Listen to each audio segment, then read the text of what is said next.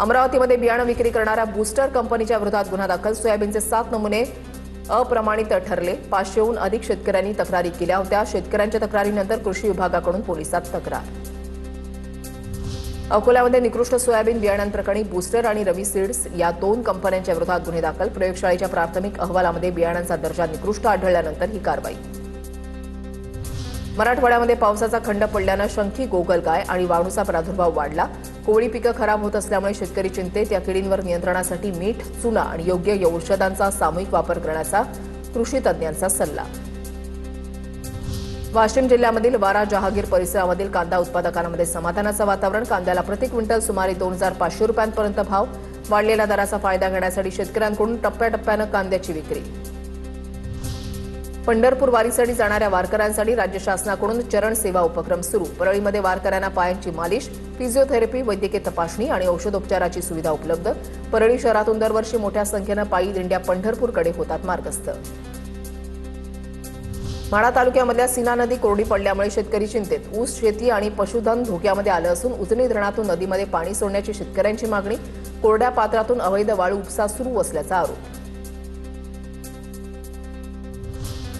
नवापूर खांडबारा रस्त्यावरील नवीन पूल धोकादायक स्थितीमध्ये. भोरदा इथे पुलाचा भराव खचल्यामुळे अपघात होण्याची शक्यता. सार्वजनिक बांधकाम विभागाकडे तातडीच्या दुरुस्तीची मागणी.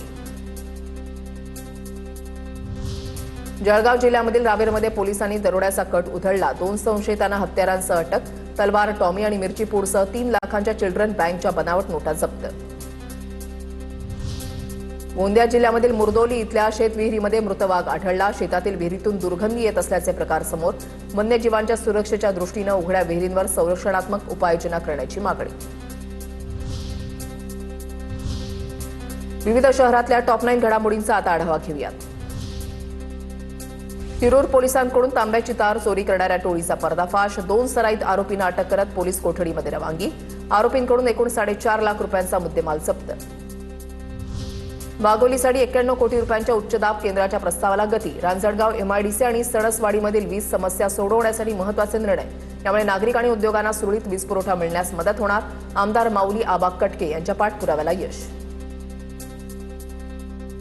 पुणे आणि परिसरातील नद्यांमधून वाहून येणाऱ्या जलपर्णीचा उजनी जलाशयाला विळखा. स्थानिक प्रशासन या गंभीर समस्येकडे दुर्लक्ष करत असल्याचा आरोप.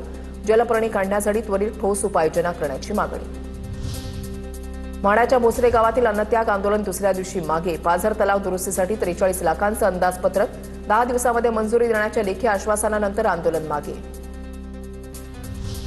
क्रिप्टोकरन्सीच्या नावानं फसवणूक करणाऱ्या पश्चिम बंगालमधील भामटा जेरबंद. किराणा व्यावसायिकाची 17 लाखांना फसवणूक. आंतरराष्ट्रीय सायबर टोळीशी संबंध असल्याचा संशय. गँगस्टर शहजाद भट्टीशी संबंधित 21 जणांची चौकशी. नाशिक, मालेगाव, धुळे आणि अहिल्यानगर या ठिकाणी एकाच वेळेला एटीएसकडून छापेमारी. भट्टीनं सोशल मीडियाच्या माध्यमातून टेरर टास्क दिल्याची माहिती. Rane hospital and medical research centre आणि टीम KMR यांच्या वतीनं कुडाळ मान्सून मॅरेथॉनचं आयोजन. केनियाचा आंतरराष्ट्रीय धावपटू विल्सन किप्रॉपची मुख्य उपस्थिती. देशभरातून 2000हून अधिक धावपटूंची नोंदणी.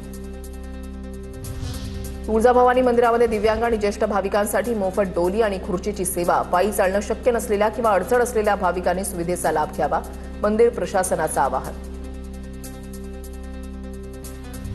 लातूरच्या खरोळा इथल्या अल्पवयीन मुलांना झालेल्या मारहाणीचं प्रकरण. आरोपींची संख्या 2 वरून 8 वर. मारहाण प्रकरणातील व्हिडिओच्या आधारे आरोपींच्या संख्येमध्ये वाढ.